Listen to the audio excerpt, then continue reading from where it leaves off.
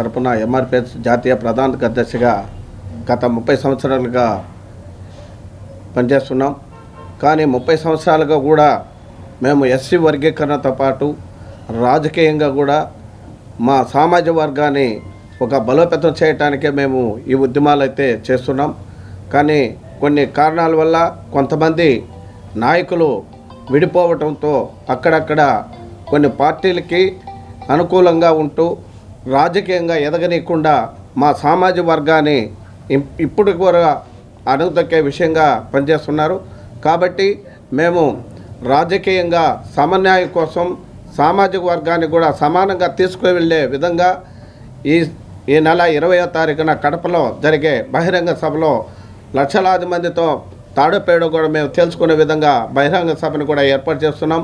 మేము అన్ని రాజకీయ పార్టీలు కూడా సామాజిక న్యాయం సమన్వయంగా మాకు రాజకీయంగా అన్ని 29 అసెంబ్లీ నియోజకవర్గాల్లో కూడా మాకు సమన్వయం చేయాలి, 4 పార్లమెంటు స్థానాల్లో కూడా సమన్వయం చేయాలనే ఉద్దేశంతో రాజకీయ పార్టీలతో కూడా మేము మంత్రాలు చేస్తున్నాం.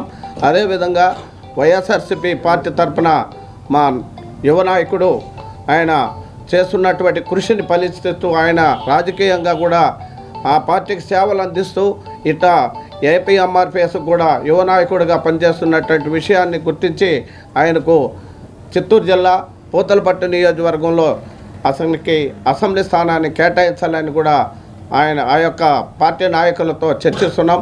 కాబట్టి మాకు ఇలాంటి సమన్వయం జరగకపోతే మేము మాత్రం రాజకీయ పార్టీల్లో గుణపాఠం చెప్తాం. అదే రాజకీయ పార్టీ ఏ రాజకీయ పార్టీ అయితే మాకు సమన్వయం కలిగిస్తుందో ఆ రాజకీయ పార్టీకి మా సామాజిక వర్గం తరపున మేము కృషి చేస్తామని కూడా తెలియజేస్తున్నాం.